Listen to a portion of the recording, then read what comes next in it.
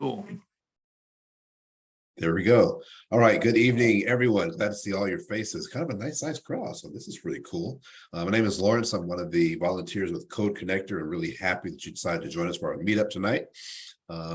It's pretty cool. This thing we have called Code Connector. It is a tech meetup organization. We have a variety of meetups throughout the month. Yesterday, we had the most casual one of the month, just devs hanging out and chatting about whatever. Tonight, we'll have a feature speaker talking on a tech topic. And other times, we have the Coding Dojo, which is a data structure algorithm face challenge type meetup. This week, Friday at 11:30, we have our UI UX design meetup. So you'll definitely want to get on our Slack channel if you're not already, just to kind of keep up with everything we have going on throughout the month. Most all of these are online. We do have one in person every month. Typically, it's the second Sunday here in the Memphis area at Panera Bread over on Poplar. And I will drop a Slack down in the chat shortly for those who are not on our Slack already. If you're first time with us, again, welcome. What is Code Connector? We are, again, a nonprofit tech organization helping people make it their transitions into technical careers. Thanks, JC, for the Slack link. Whether they're self-taught, college, boot camp, or whatever, we help people in their transitions. There's never anything to pay. There's no paid services of any type.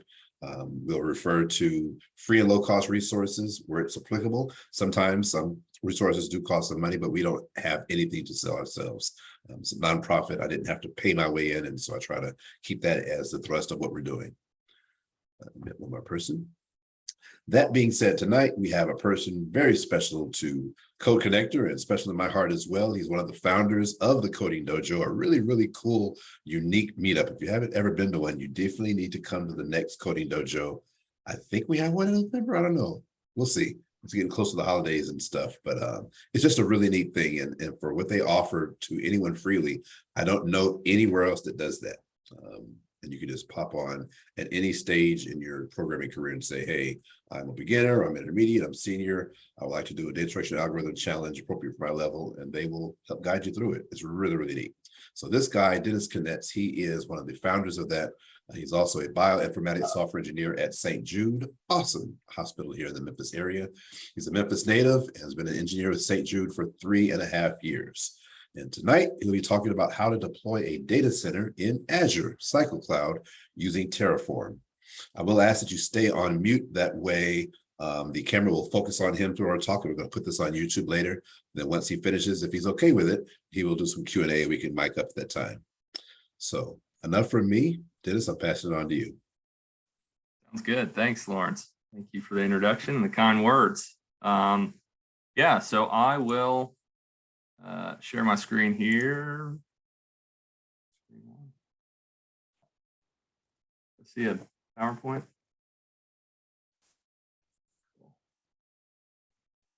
Okay, so at the end, I'm going to ask everybody for honest feedback, okay, because I'm doing something a little different here. I'm going to present a topic that's kind of tangential to the Terraform part. So I'm going to talk a little bit about data centers and what I do and why it's important for us to, dive into that before Terraform. And then I'm going to talk a little bit about Terraform, but, in the future, or if you would rather, me talk primarily about Terraform, I'm open to feedback. So just give it up to me and I'll be grateful for it. But today, the focus is essentially around a big project I've been working on for too long now at work, and it's deploying a data center in Azure with Terraform. And so intro to me, Lawrence touched on most of this, but Memphis native, love soccer. I went to the University of Memphis. I studied biology and chemistry, started programming in my master's degree. Started work as a research tech at St. Jude 5 years ago. And then I transitioned to software engineering team like 1.5 years after I started. I've been doing that ever since. I got promoted to bioinformatics software engineer little less than 2 years ago, and it was largely for kind of the proof of concept of the project I'm talking about today. But I've presented this to senior leadership, and they liked it and they wanted me to continue. And so here I am. So I'm going to touch on an outline before we, dive into any Terraform or discussion about that. I want to first kind of talk about some terms that are important to understand. I want to talk about why this project is necessary at work. Why did we even decide to do this? If we already had a data center, why did we decide to move one to the cloud? I'll talk about how I accomplished it. I will go into a brief demo and then I'll take some questions. And I will give a caveat here. I can't show you like the whole deployment / development of the data center, and it's not for like confidentiality reasons. The deployment takes over an hour and there are like several thousand lines of configuration code for this. And so it just doesn't make a lot of sense. But I will show you around the private repo. I'll kind of demo the data center. I'll show you what it looks like in Azure and log in and run things and do that. So first, what is a data center? I'm using this word a lot. It's in the title. It's probably important that everybody know what a data center actually is. So this is probably a bit of a simplification, but modern data center, it warehouses data systems, right? It's in generally a physical structure. So a big building, they often look like warehouses that you'd see like on the left here. And they house, compute resources, large server farm, racks and storage infrastructure, storage subsystems, networking components, switches, routers, firewalls, tons of cables, and they're all, either in or above these physical racks that you can see on the right side. And you probably couldn't tell if you were looking at the outside of the building. They're pretty neat. Okay, so I've touched on a general data center. Now I want to talk about a more specialized type of data center called a high performance computing data center, or high performance compute cluster. And this is a type of data center that is generally put together to do specialized computing. So it's aimed at super high performance, super high throughput computing that's kind of geared around calculations or analyses or research, which is what we do at St. Jude. And this type of computing is pretty fundamentally different than like web-based development, where you have immediate data input, output, kind of fast response times are really important. You want a good user experience, all that stuff. That's really less. Sorry, I got a dog in the background. Ollie, come here. He's chewing on a water bottle. So that type of stuff is less important for high performance computing, and really things that matter like efficiency, throughput, just raw data generation, processing of huge amounts of data. And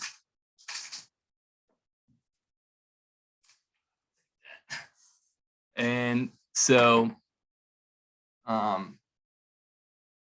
to touch on some types of things that high performance compute works on is like the stock market, like stock market analyses are a big one. You got like scientific research, like I do, physics research, simulations, algorithms. But anyway, you generally feed this data to a process and you wait an hour or several hours for multiple cores, multiple machines sometimes to operate on, run your algorithm on your data, give you something back. So HPCs essentially leverage like three main components. So in my little diagram here, I have a red box that says scheduler / login. So they have what's called a scheduler node, and like a user like me will go on and submit a job to this scheduler. And then the scheduler will determine where it is in line, right? We got 50 jobs. So when I use the word job, I mean a compute task. And the scheduler will determine, the priority of this job, where it is in line, when it's supposed to run, if it can run right away, if it needs to pend. And this is all based on criteria that's submitted with the job, like resource requirements such as memory or the number of CPUs. Oops, jumped ahead. And so that's what the scheduler will do. These are usually connected to a fast parallel file system. And a parallel file system is like exactly what it sounds like. There are a whole bunch of big servers that are storage optimized servers, and they're networked together through like super fast cables, and they can share data between each other very quickly. Your desktop or your laptop might have like a 512 gig solid state drive. That's pretty decent. These will have like, 4 terabytes ultra SSDs each, and they're rated, which is a term, and then that's one machine, and then these will also be connected to like every other machine. And so to the user, it'll give an interface like it's a file system, and it has petabytes of storage available to it, and that's the software that's running the parallel file system. And then lastly, the scheduler and the parallel file systems are connected to what we call compute nodes. So these are where the scheduler submits work to. So when you submit a task to a job scheduler, it then finds a compute node that can fulfill the resources to perform your task. It will send that task off to that node on a different machine. It will then run your job and give you your data back when it's done. It's kind of general premise of high performance computing here. Okay, and then next we're going to touch on another important topic that's kind of geared around what I do. We have serial versus parallel versus embarrassingly parallel computing. That's a real term, embarrassingly parallel. So I'm going to use this diagram to kind of walk through what each of these things mean. In serial computing, so this is the top diagram, the top little flow chart.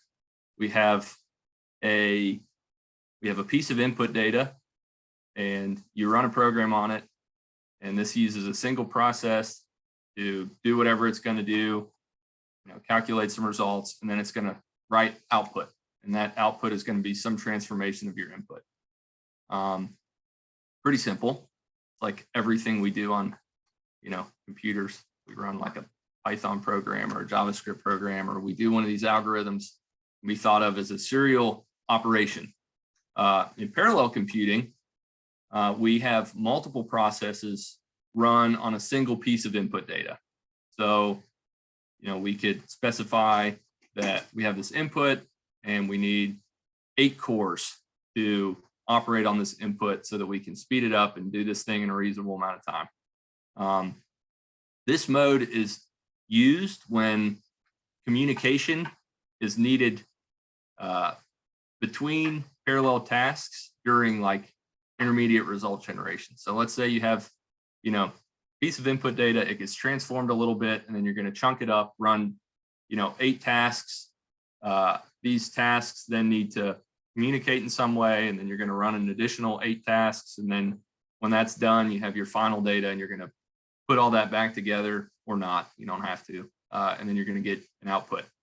But that's going to be a single process or a single task using many cores to do its job. And lastly, we have an embarrassingly parallel compute model. And this is where no communication is needed between processes. And this may happen, let's say if you had like a text file that had 1 million lines, okay? And all you needed to do on those lines was see how common a name was.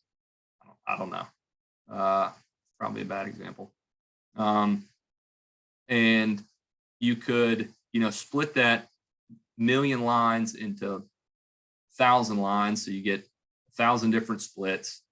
Then you run this through your algorithm, and it determines for each of those jobs, it finds the name Dennis some amount of times. And it does that in serial. So that's how embarrassingly parallel works. So it's going to split that input data up. It's going to run a single serial task on that input data via a single process, and it's going to output a result. And then, that's a reasonable task to do actually using this model, because you could then just at the end pretty easily sum the number of times the name Dennis was seen in that 1 million line file. And that's embarrassingly, so those are our three kind of models of compute we're talking about here. We're serial, parallel, and embarrassingly parallel. So now I'm going to touch on our typical data flow a little bit at St. Jude. So I brought up HPCs and touched on, parallel computing because this is what we do in practice. So in general, so I work in the computation group in computational biology. So we work with wet labs to process their data. And this flow generally looks like a biology lab prepares patient data based on a lab protocol. They load that data onto a genomic sequencing platform, and that platform generates 4 terabytes of data, like every time it runs. And it runs several times per week. And so multiple times per week, we're trying to process 4 terabytes of data through 30 to 50 pipelines. And that's a lot of compute. We do like millions of years of computing every year, which is insane. So 80, right? It's a lot of time that the computer's working. We're not working.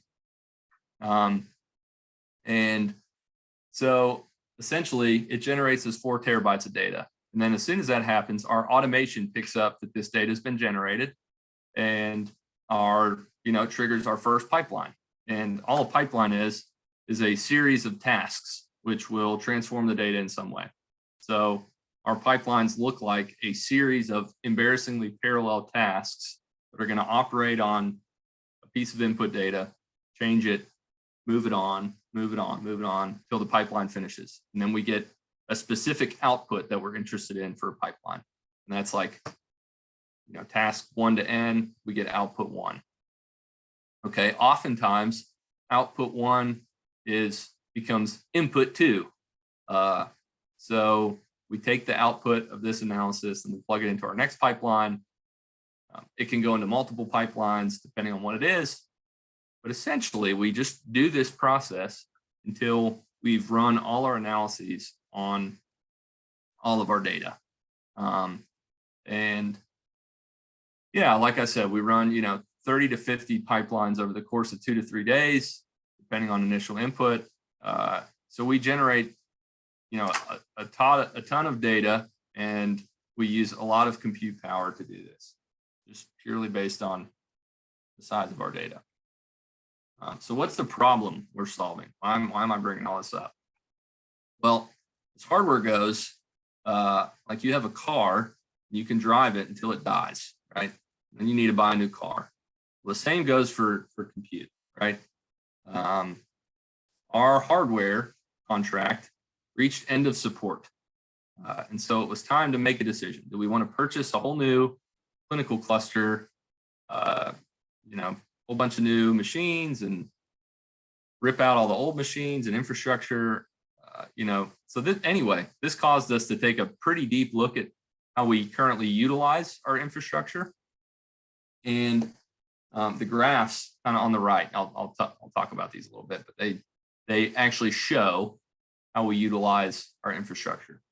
And so when you purchase a new data center, you have to buy physical cores. You have to buy a real machine and put it somewhere. And then we network that machine. And we do that with all of the machines in the data center. And so for our clinical cluster, the old one, we had 1,200 cores, which is actually a fairly small cluster or data center. And this means at most, we can run 1,200 parallel jobs at a time. So at max capacity, we can run 1,200 jobs.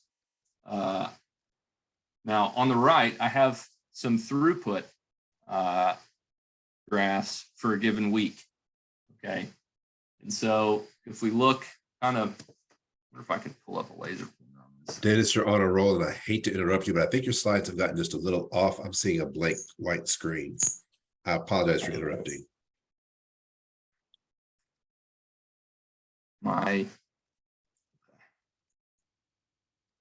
No, that's good. Thank you for letting me know that. Yeah, it was a tough call. Like, he's in his zone. Don't stop him. Look at this. Did it go away? There we go. I see PowerPoint again. Okay. I'm gonna do something real quick. Hi, puppers.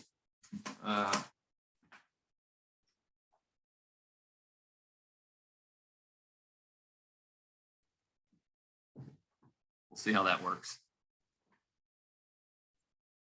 My dog was stepping on all my wires, and so that's probably what happened. Oh, it even moved around my graphs.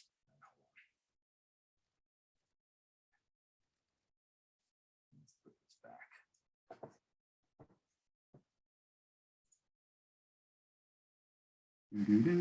Okay, PTI, pardon the interruption. Yeah, all right, so picking back up. These graphs, they represent the throughput of our machines. And so we have 1,200 cores. We can only run 1,200 jobs at a time, but there are periods where we submit 6,000 to 7,000 jobs. Okay, so if we look at this top graph over here, we see these spikes, and the y-axis is number of jobs in thousands. Okay, is thousands. And then the bottom is day of the week, or it's time. And so we can see that we have like a pretty low average, right? There are a lot of periods on here where it's just dead. There's not much going on. And then we have these super intense spikes that come up. And in those spikes, we have like 1,200 running jobs, and we have like 5,000 pending jobs. And so when that happens, the job scheduler will hold those things and let them wait their turn. And when another job actually finishes its running state to complete state, a new job will backfill its slot. And then that will happen until it drains. And so that's why you see these super sharp peaks, and then they go away. The middle chart is only pending jobs. So those spikes are purely just waiting, or they're waiting their turn. And so we have periods during the week where jobs can pend for up to 12 hours when these super spiky workloads happen. So you may be thinking, well, okay, you just buy more cores so you can meet your demand, right? It's like, let's get a bigger cluster. The issue with that is, as you can see from the graphs, is that we also have these very large dead periods where these graphs are like flatlined. They're doing virtually nothing. And this is because of how we receive our data, right? The lab processes data, they give it to us, and then we have to compute the data. And we can only do it when the lab gives it to us. And there's a second caveat. We actually have a customer too. So we have clinical analysts. They're not a real, because they don't buy stuff from us, but like that's who we deliver the data to. And so they essentially wait for these results. And all of this is really important because we have, a concept called turnaround time. And that's the time that a patient enters the hospital, we get their data to the time where we report the results. And so a big deal in cancer treatment is how fast can you treat, okay? And so this computational analysis goes directly towards that goal of treating patients and doing it as quickly as possible. So we really want to optimize every single part of this process as best we can, because it literally impacts lives. And so buy more cores, okay, you have more peak capacity, but we like to think about efficiency as engineers. So purchasing more cores would be faster, but it would be less efficient, and it would be continually less efficient as we purchase more and more cores. Purchasing less cores would be more efficient, but it would be slower. So Yes, we are reaching a point where we're at a mutually exclusive problem. In 2020, back when this PSE happened, we were utilizing our cluster at about 7%. So that means 93% of the time, well, I'll put it this way, 93% of the cores were idle for the majority of the year. If you want to average how much they were used over the course of a year, 93% were idle. But you see this problem. We have huge spikes, right? So when they're used at max capacity. And so again, to summarize, if we buy more cores, we become less efficient. If we buy less cores, we slow down, and dramatically. It's not a linear slowdown. It's a pretty dramatic slowdown. Okay, so I'm gonna recap on these points, and we're gonna move on. Just want to make sure the best I can everybody understands what I'm talking about. So HPC, or high performance computing, is a specialized data center for high throughput computing, high performance computing. We're doing a lot of compute on a lot of data, and we need to process it quickly. HPC schedule jobs with a job scheduler based on the number of compute cores available. One job is one program running on one piece of input data using one core. A lot of words and stuff, but this is the embarrassingly parallel model of computing. So one job is one program running on one piece of data using one core. And for the same amount of data, more cores equals higher throughput, and more cores also equals less efficiency. So if we're processing the same chunk of data, more cores, higher throughput, more cores, less efficient. And I'm going to stop and pause for questions here, but we're recording, so I'll save them to the end. But take notes. If you have questions for me, take notes. Write them in your notes. So there's got to be a better way, right? It's like, come on, someone's got to have figured this out by now. And it turns out, there is. So both AWS and Azure offer elastic HPCs in the cloud. And we chose Azure because they're an internal partner with St. Jude. No, their elastic HPC product is actually pretty good. I tried AWS's and I actually liked Azure's better for the time that I started using it. Pretty good. So in this slide, I kind of present two examples. I have one circled in red and one not circled in red. So the bottom one that's not circled is kind of the typical microservice architecture where you have, data stored in object storage or blob storage, S3 storage, depending on what your cloud provider is. And once the data hits, the thing and you run your Lambda function, it determines that there's work to do, and it spins up servers on demand. Those do the work on the data, and they give you a result. This has a very heavy port cost for us. So because of how all of our systems are designed and our infrastructure is designed, we would have to re-engineer everything. We would essentially be starting from scratch. And this is very expensive in developer land. Developers' time costs a lot of money. And so we want to, be cognizant of that. You have the alternate model, but the actual compute in this stage is cheaper. So for a long-term strategy or a new strategy, if you're starting out fresh, this might be the way to go. You'd want to look into this. However, there's the alternate model, which is to use an elastic HPC. And the port for this theoretically should be light in that our systems are already designed to use HPC schedulers. And the cost when we port will be slightly more because they require that a node is always running. That's the scheduler node. There's parallel file system, which is very expensive. So this is a longer term, higher cost, but a faster port. That's kind of the way I can break that down. So for our timeline, the timeline we had, because we actually had to get off the clinical cluster because it went end of life. They got an extension for a support contract, but extension is done at the end of this year, and like we literally can't use the cluster anymore, and so we needed to get this done. So we picked the Elastic HPC because it's closer to how we do things. So what is an Elastic HPC and how does it solve our efficiency problem? Okay, so the next couple slides, I'm going to demonstrate what an Elastic HPC, is and does, and then I'll talk about how it solves the problem. Okay, so as we can see here in our red circle again, I have this around the HPC.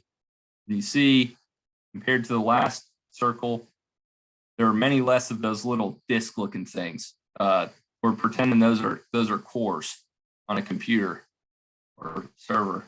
And so the way an Elastic HPC works is that when it starts up, the only thing that's up is a scheduler node. Okay. It just sits there, and all the other nodes that are available to the HPC are idle. They're turned off until they receive a request to run a job. So at this point, this has no jobs running. Okay, so now let's say a pipeline starts and jobs are submitted to the scheduler, and the HPC, the Elastic HPC, begins to grow. And so we saw the stack move, right? It is now increased, and there are more cores available. And it adds cores for the jobs that it needs. And again, more jobs, more cores are added. So, right? Again, more jobs, many more cores. We, potentially you could think you could scale this infinitely. In practice, that's not true, but you can utilize a lot more cores than you can on-prem, on premises.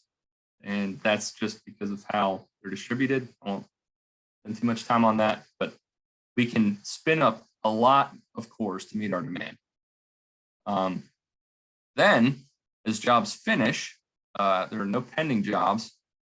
The Elastic HPC automatically begins to spin these cores back down, and so you're not paying for them. So you're only paying for them while you're using them. If there were pending jobs, they would backfill these cores, and we would run until we had no jobs left. Then more jobs finish, more cores spin down, and by now all the jobs have finished and we're back to our original state. Okay, so recap again, we submit jobs, the Elastic HPC spins up cores to meet our demand. It continues to do that until it has enough cores to run all your jobs.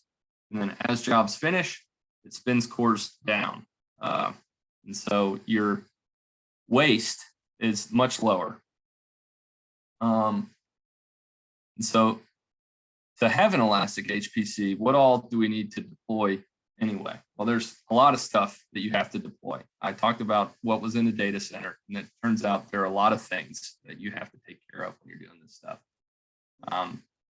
So we need multiple networks. We need firewall rules. We need IP addresses for some of these computers so that we can access them over the internet. A lot of them don't need IP addresses because they're running in private space. We need network peering. We need to be able to have a few of those computers actually be able to talk to St. Jude's internal network. We need to define how those things communicate with each other. It's very complicated. I got some great help from our network security team to do this. We need virtual machines. So these are standalone machines that give us proxies to mount the file system on that cluster on our desktop. They are for monitoring the clusters, and they are for accessing the cluster. So we can hop into one of those machines and then hop on the cluster if we want to. We need storage. We have different types of storage needs. We have fast blob storage. We have archive storage for when data is done and we want to put it somewhere. And we have active file system storage. So these are all different things. Lastly, we have compute. This is like not virtual machines. This is like large scale compute. So we're talking about in Azure, these are called scale sets. So we need images for these scale sets. We need to spin them up a certain way. We need configurations for them to tell the cluster how they should spin these machines up, if they need to install software when they come up, if they, whatever. And then we need multiple environments. So we need to be able to replicate this for test and prod and potentially dev, but dev cluster small, kind of ad hoc. All right, so let me see a diagram. All right, so this is all the stuff that was on-prem that is now being moved to the cloud. We have St. Jude Hub down here in red. That's actual St. Jude. This talks to an internal Azure network, VNet, and that network is small and it's peered directly to St. Jude. So that network can talk to St. Jude. Now we have the scheduler is in there, so I can directly log into the scheduler and access jobs, run jobs, do whatever I need to. We have a Samba share or a mount VM basically, and we have a database in there that is the scheduler's database. And then we also have this Azure private VNet. And this houses 3 subnets. It's got the Cycle controller server subnet. So Cycle Cloud is the technology that I'm using to do this elastic HPC. And these servers monitor the clusters underneath. So I have one for my parallel file system, and I have one for my compute cluster. So kind of in the bottom right here, I have this large fleet of compute nodes that are not up unless I need them, but they need to be given private IP addresses so that the elastic HPC knows how to network them and knows how to like call them and assign them. And I have this huge parallel file system. I talked about that earlier, but it's a super fast, interlaced, internetworked group of storage optimized servers that can transfer data and write and read and do things much faster than a standard computer can. And then on the left side here, we have a premium blob storage, which is actually kind of a landing zone. So we have a 40 gigabyte cable that goes from St. Jude to Azure. It's underground and it transfers data very quickly. So like on my computer, when I upload data, like I'm lucky if I get 100 megabits maybe per second. And this thing can do 40 gigabytes. It's very fast. And we need that because I'm transferring 4 terabytes of data multiple times per week. Once it lands in there, all of our analyses start, all these compute nodes spin up, all that cool stuff happens. We also have databases and web apps, and the web apps are for the analyst, the customer, to look at the data that we generate. That's managed by another team. So there's a lot here.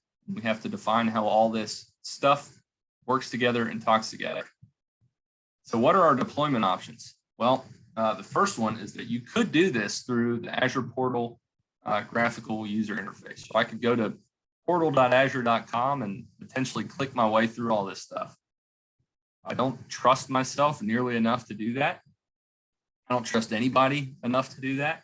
It's not reproducible and it's not a long-term solution. I also have found that it's very hard to write SOPs or standard operating procedures around user interfaces. It's like, okay, click here, and next click here, and then finally click this thing to deploy this resource. Okay, and then go back home and do it here. And a big pain with that is that can change over time. So like my examples on how to click stuff could be different in 2 months. I can't guarantee that. So there's too much uncertainty there, and it doesn't give me enough ironclad definition. It's not defensive. As engineers, we want to be defensive. We want to try to guard against as much as we can. So another way is Azure Resource Manager templates or ARM templates. And I actually looked into these, and they were pretty close, but they didn't have Cycle Cloud stuff, which is a big problem when your Cycle Cloud is your product here. And Terraform, that's the last one I looked into. And Terraform, seemed to be the solution. So what is Terraform? Terraform is a language for defining infrastructure as code. It uses HCL, so it's a custom configuration language by the company HashiCorp. It's called HashiCorp Configuration Language. And it's not a general purpose programming language. It's like, I'm going to show you examples of it in a little bit, but it's like literally just config files. It's almost like JSON and YAML kind of mixed together. And so anyway, that's what it is. How does it work? Well, Terraform is a program, and it interacts with, you initialize it by giving it a resource provider. And so for Azure, Azure has a resource provider. So when I initialize my Terraform, it goes and pulls the Azure resource provider to my local machine, and it puts it in that directory. When I'll show you again in an example in a minute, but run Terraform init, it pulls the resource provider and gives me what I need to interact with Azure's resources. And then once it has that, the program knows that it plugs in, or it connects to the Azure SDK for Go, plugs into that and gets access to the resource manager. And, it essentially parses its own configuration in a translatable way to this resource manager, which spins up resources. So these configurations allow you to directly interact with Azure. And by defining certain things, you can create them and create resources with this stuff. So what does Terraform look like? So this is just a big blob of Terraform on the screen. And this is functional Terraform code. This will deploy a virtual network. And you can see at the top, I have providers, I have Azure Resource Manager, I have a version.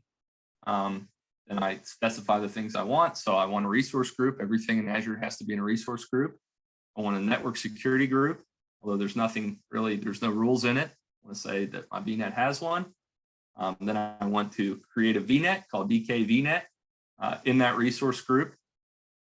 And I want to provision a subnet also, which is just a slice out of the VNet. It's a little group of IP addresses. And so I can actually go run this stuff, or I can show you here, but this is an example of, let me do it. That's more fun to see it, make it bigger. All right. Okay, so let me just,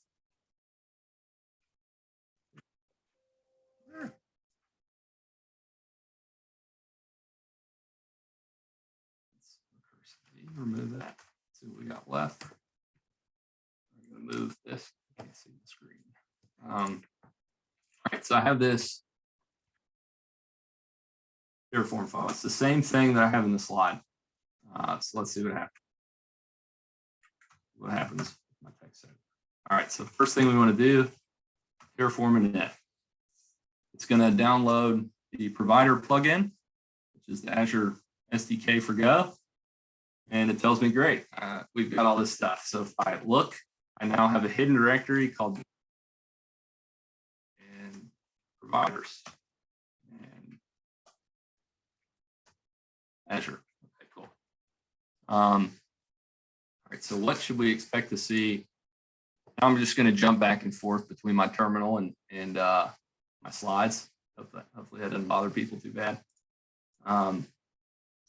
So this is Terraform plan. I was just showing an example if it errors out. So let's modify this. Get rid of the equal sign. And let's do Terraform plan. Okay, cool. So Terraform's kind enough to tell me, that I've made a mistake. I have a syntax error in here. Tells me where it is, what's going on. And I talk about plan, so you don't have to run Terraform plan. It's just a way to validate that your Terraform is good before you deploy anything. And I'll touch on why that's important later, but yeah, it can be annoying if you run through a partial deployment and then something breaks and your plan may have caught it. So let's edit this. Okay, let's run it again.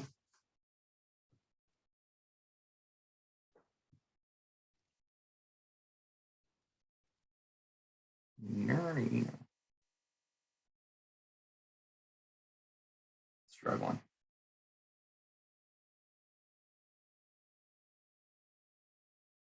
Go, go, go.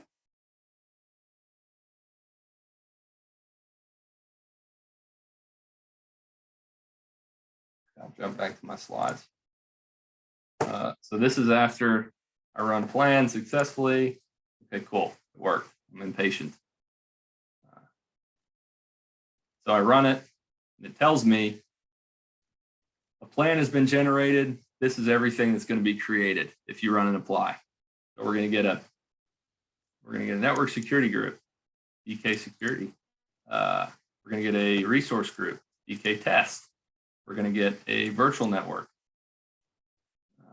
with a subnet. And let's subsequently run Terraform apply. So if you run it like this, like asks you, are you sure? I usually just run auto approve because it's like I am sure. You know, the worst thing that's going to happen is I'm going to be wrong. I have to do it over again. But yeah, so now we're on apply, and it's really choking along here. All right, so you have to type yes. So this shows me the plan too. I guess if you run apply without auto approve, then it shows you a plan. And what's this going to do? Well, this is going to create a resource group. It is going to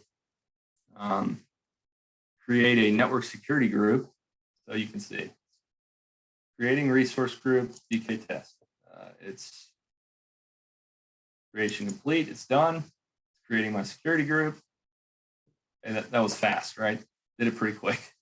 So creating my VNet. So let's go to the Azure portal. Let's check out what was made by Terraform.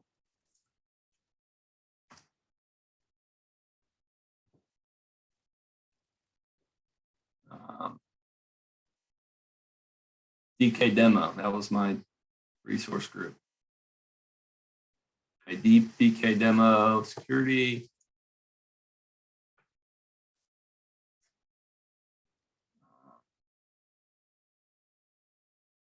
Nice, so here's my security group.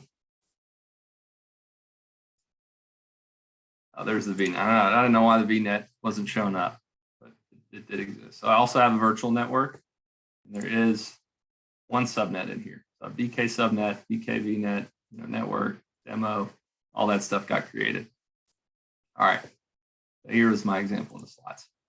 Now I want to touch on another important, very, very important topic about Terraform.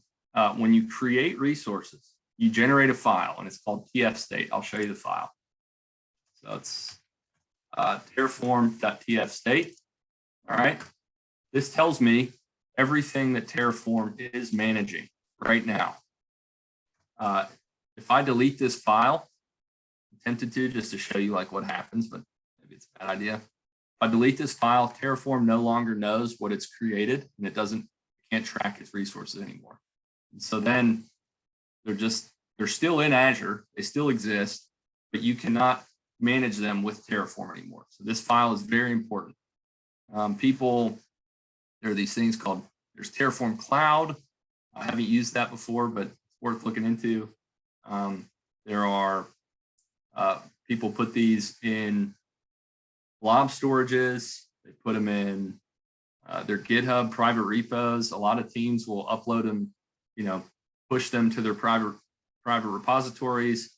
So each teammate can pull down the state file and operate on the state, but it needs to be kept. If you get rid of it, that's bad, especially if you actually have real resources. Like if I did it right now, it'd be very hard to clean up everything and re-import everything. And you also need this file to update resources. So I'm going to give an example of that now too. A lot of resources, not all of them, but a lot of them can be updated after they've been created. So like with the virtual network, if I want to, let's say, currently I've given no permission to anything to access this virtual network. It's just Azure internal resources. Let's say I want to give my homie at IP address 23.100.110.24 access to my virtual network. You can see I can define the security rule. So I have this same security group that I have. This is all the exact same, but I've added this rule that is DK SSHN. I give it a priority. I say this is coming inbound, not outbound. So you can define inbound or outbound traffic. I'm giving it permissions allow. This is happening with the TCP protocol. Source port range, it can come from anywhere because that's how it works. Destination SSH happens on port 22. And this is accessing the virtual network. And my description of this is that I'm going to allow SSH from 23. So let's go ahead and I feel like if I copy this, it's going to break. Let's try it.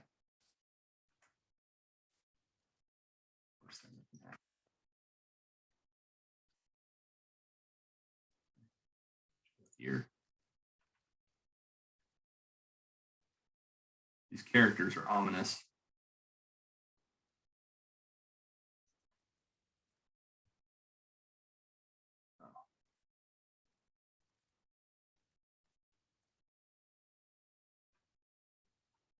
I don't know how to block edit.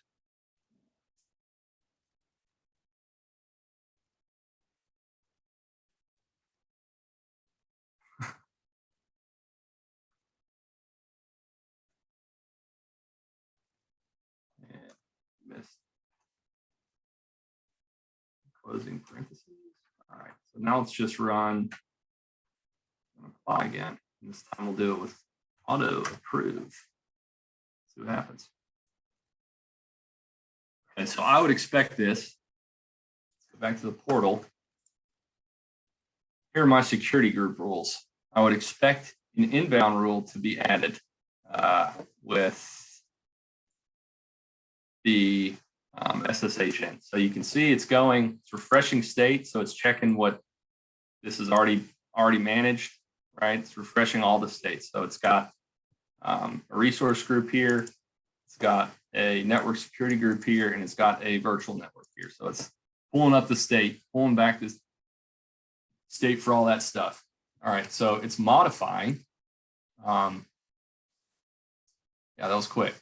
So it modified the network security group. Let's see if it shows up in practice. It does. So you see, I've now added the ability to SSH for this IP address, who I don't know. You know, somebody was like, "Oh, I'm going to hop in to this random virtual network in Azure. We can do it."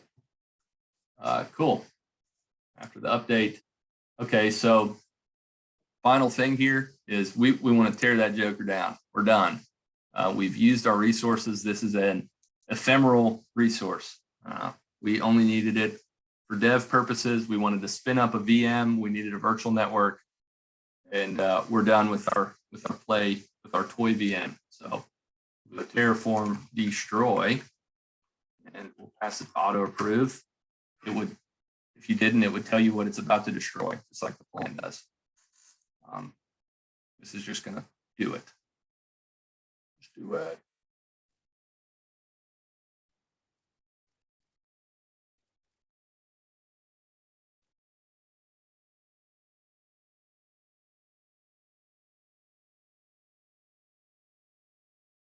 Okay. So this is what happens. This destroying. And then in the portal, I'll show you when it's destroyed that this doesn't exist anymore, right? If I try to refresh, it's gone. Okay, so destruction has begun. Complete after 10 seconds. Something else is taking a little longer, 10 seconds elapsed. Now, I will say, Terraform sometimes will cause you to have to run this like multiple times in a row. Sort of annoying. I don't know why it happens, but it seems to be a hang up with the resource manager. daughter yawn.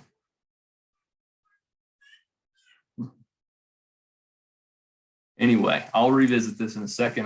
We don't have to waste a couple valuable minutes looking at that. All right, so where's the data center? I showed you all this stuff. It's like not even close to what a data center is. Well, realistically, that's like not possible this amount of time. So I've given myself some notes. I'm going to go to the cycle instance. I'm going to log into the cluster. I'm going to show you the interface, start some jobs. We'll watch some nodes spin up. First, I'll go to my repository.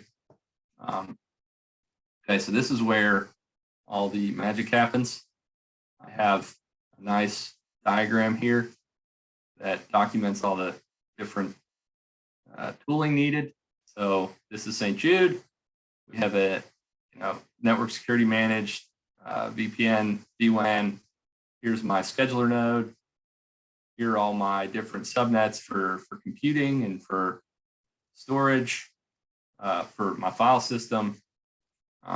This is that fast path, 40 gigabit fast path that I talked about to transfer data from St. Jude to Azure.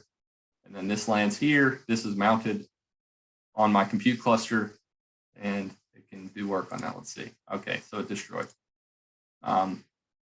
Yeah, so that's infrastructure diagram. Now, this just looks like a whole bunch of Terraform. So got all my security or my network rules. My main files are usually pretty small, just the resource group and the providers. One thing about Terraform too is splitting Terraform files is purely for convenience. You can put all of this in a single file, but as a programmer, it makes logical sense to kind of separate concerns. So I put my network stuff here, network security groups here. Right, I have SJ, HTTP inbound, HTTPS inbound, SSH inbound, right? And then for each of these, I have this little start script and destroy script. So that'll simple for this one. It just literally runs Terraform apply and Terraform destroy. Okay. Oops. I have other stuff like this does IP addresses for some of the nodes, IPs, SAS tokens, long-term storage. So these are storage accounts. One of the interesting ones that I'll go to is Cycle Cloud. So BGFS is a parallel file system. Slurm is a database. So like I'm using MariaDB, right? So this spins up an instance of a MariaDB Azure managed instance, and this has a private endpoint to St. Jude, so St. Jude can see this instance. That's pretty cool. Has outputs, which is like the password and stuff. I have this stuff in here because our team needs to see it. Slurm, this is the thing. This starts my cycle server. It installs Cycle Cloud. It starts my cluster, and all of that. So all this does is create a virtual machine. This part here took so long. Basically what I'm doing is I am cloning this repository onto the VM that I've started up with Terraform. I'm installing the software that Cycle Cloud uses. I am then installing Cycle Cloud with the software, and then I'm configuring all of the things that are needed to do what I need to do. So this is like a super long bash script, and it's calling other bash scripts that are in this repository. It was a pretty, this is something I worked on. It was a pretty smart way to do this. I'll give myself credit there.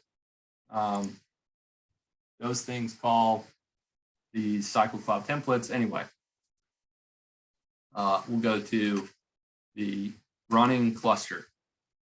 Okay, so this is what the user interface for Cycle Cloud looks like. What's up, Chuck? And my son's joining us. Chuck. These are all my different partitions.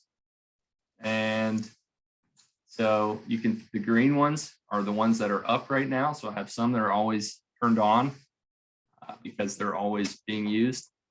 Oh, he's okay. And I have some that are off, and those are the gray kind of bars here. Now we'll log into that cluster. So this is private IP address. That means it's in the St. Jude space. Here, I'm on the cluster. I do S info. Okay, these are the names of the scale sets that I'm going to be calling with, right? So I have BlatMed 1, BlatMed 2. So if I submit a job to one of those, they're called partitions, I should see nodes begin to spin up for that partition. So we'll pick HPC small because it's cheap. I got a family running around up here. So S batch is how we submit a job. All right, my baby. You good, Chuck? Okay, so we'll thanks, girlie. My wife's just rolling through. So right now I'm submitting a whole bunch of jobs. See, it says submitted batch job with the number. And let's go to this.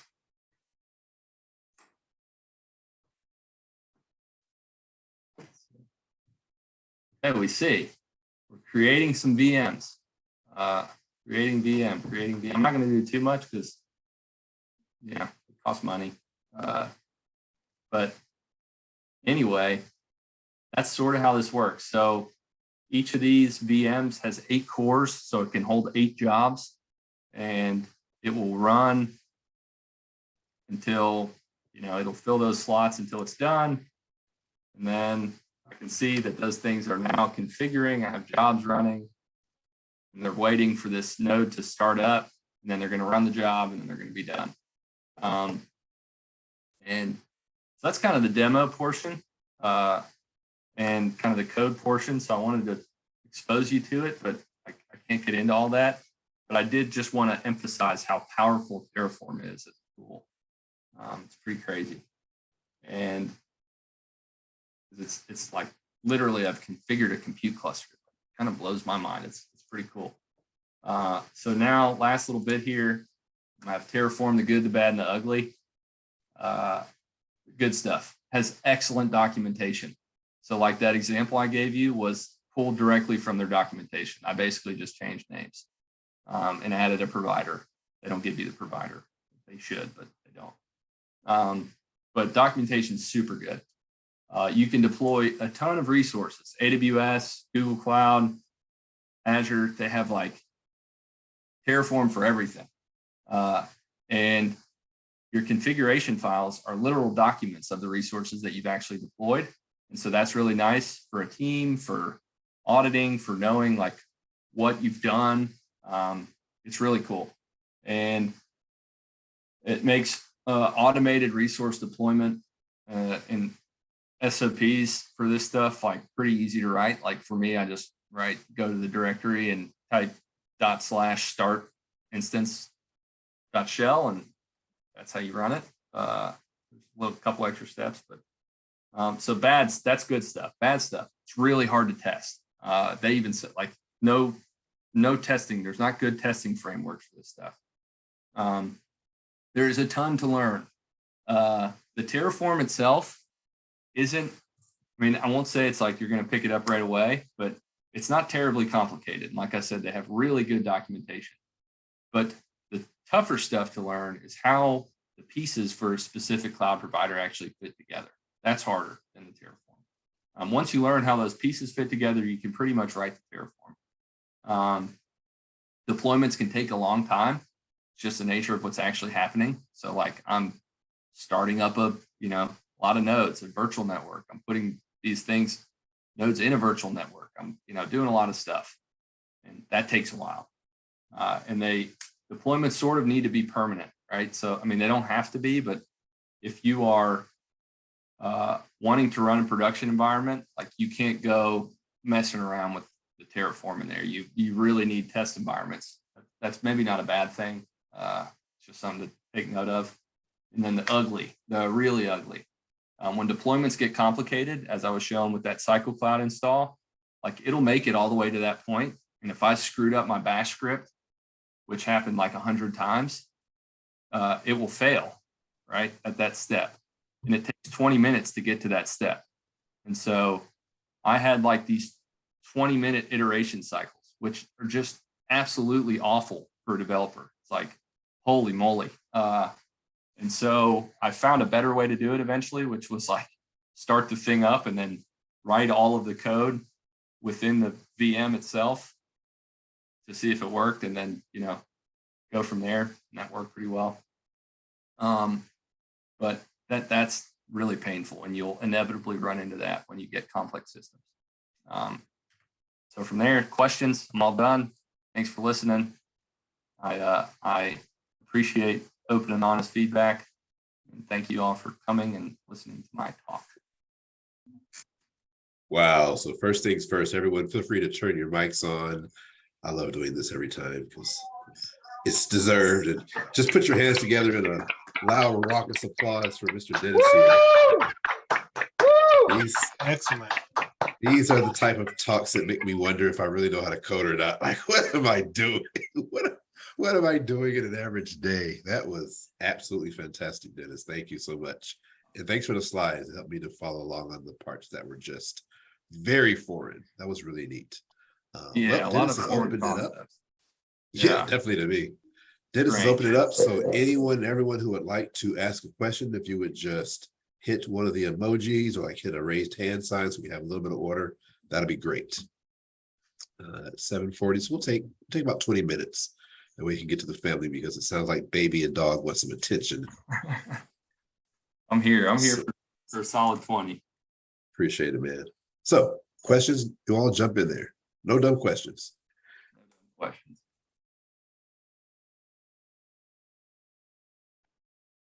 I do have a question. Do you use Docker at all, or are you using any containerization in your deployments?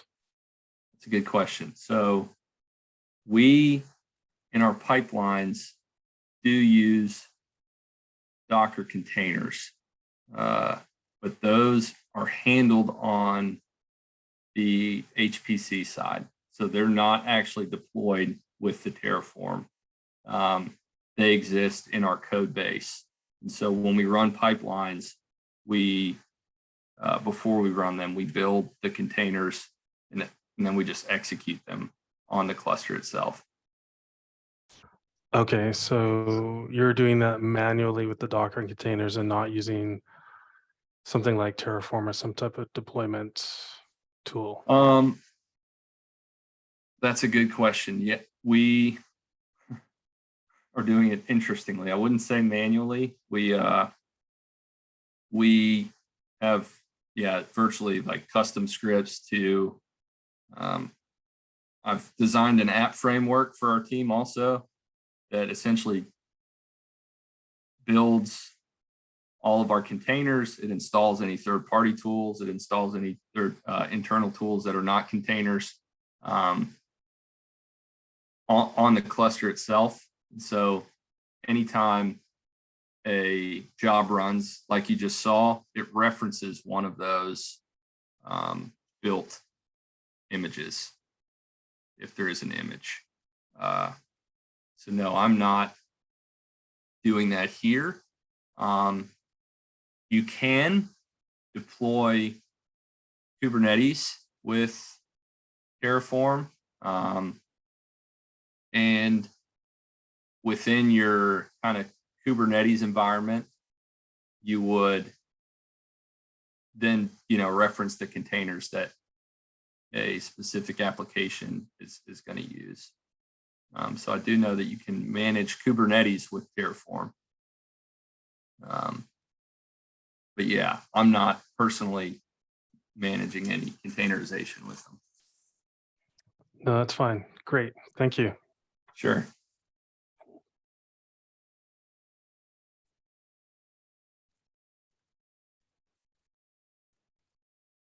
Other questions for Dennis? And thanks to Sean and Major. I see you all have joined our Slack. Really glad to have you. Feel free to jump in the conversations wherever you like, or just start your own. You can perfectly fine to start your own conversation around tech. But for now, any other questions for Dennis? So you So- said, I was going to say, GCP and AWS also have HPC kind of options, but you Yeah. like, just as it so happened to Azure worked out. Yeah, so St. Jude has a pretty close internal partnership with Azure. And so I did explore AWS's version is called Parallel Cluster. But so when I started this, it was a few years ago. It was actually really immature when I was beginning. So in that example I just showed you, I had 15 different partitions in my cluster that I could submit jobs to. They all had different machine sizes. And that's based on like what I need for a job, right? So I know the profiles of our jobs, and I pick cores or they're called SKUs, VM SKUs, based on how our jobs run. And AWS Parallel Cluster only let you pick 3 of those for a cluster. I think it's different now. I think you can pick more, but at the time you could only have 3, and I have much greater need than 3. In reality, you could do everything with 3, but you would end up having to pick large machines for small jobs, and you would pay a lot of money for those. You would waste same efficiency problem. Yeah. I haven't looked at Google's, but I'm pretty sure they have an HPC solution also. But yeah, no, I basically was told, unless you have an incredibly compelling reason not to use Azure, use Azure. So that's how that went. Thank you. Yeah.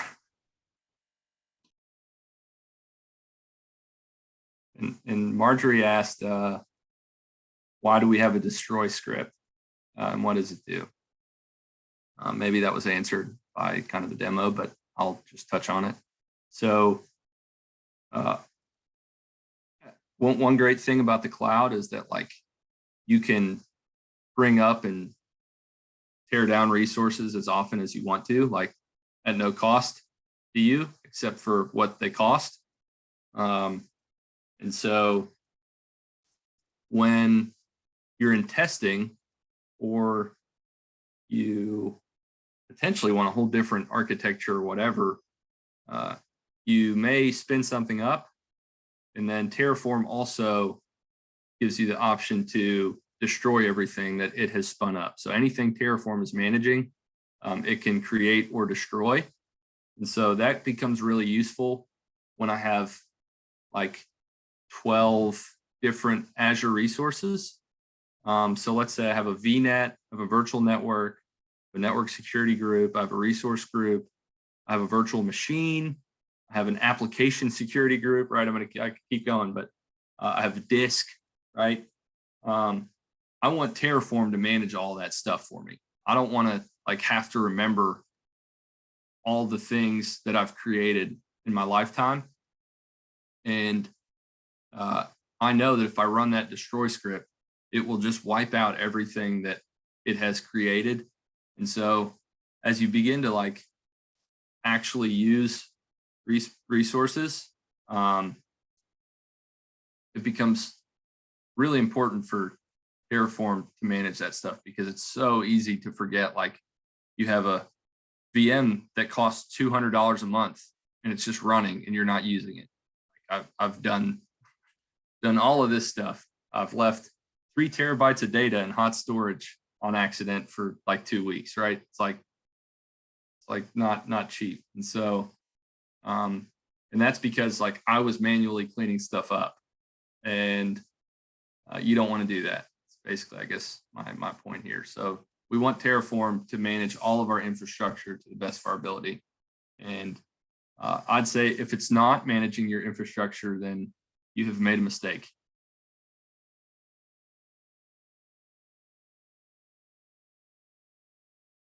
And also, this isn't a plug or anything. I have this little,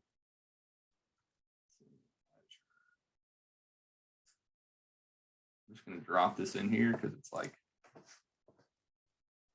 starts pretty high level.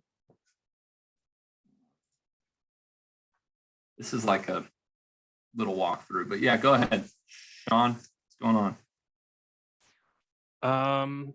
Let's say you have two different platforms, AWS and Microsoft Azure, Yeah. and you write Terraform scripts for Azure. I'm not very Mhm. familiar with Terraform, but if the feature, like if the, let's say, for example, EC2 instances on AWS, which are Right. virtual machines, if they're similar resources that are specified in the Terraform script, do you just change the provider, or how does that work? Unfortunately, no. I think that was their intention at the beginning. Okay. Out that way because it's my understanding that the company actually is in charge of their Terraform plugins, and so like Okay. Azure will write the Azure virtual machine resource, right? And AWS will, Right. and so they intentionally name clash. Switch. You have to. You can model them pretty similarly. Like they're going to be very similar in how the Terraform looks, but the names will not be compatible across providers. Okay, but it isn't a complete rewrite. There is some ability to reduce the amount of work involved. The thought involved in making that type of transfer would be much lower than doing it from scratch. So if you had the resources provisioned in AWS, they would be very similar in Azure or Google Cloud. And so it would virtually be changing syntax. They may do things slightly differently, but in general, you're going to need a VNet with security groups with a virtual machine or 10 virtual machines, right? So the resources are going to be the same. They're just going to be called differently. Okay, awesome. Thank you. Sure.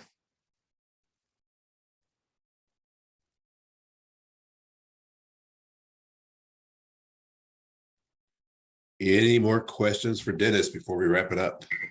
Turn off my fan. I'm sorry, it's so loud.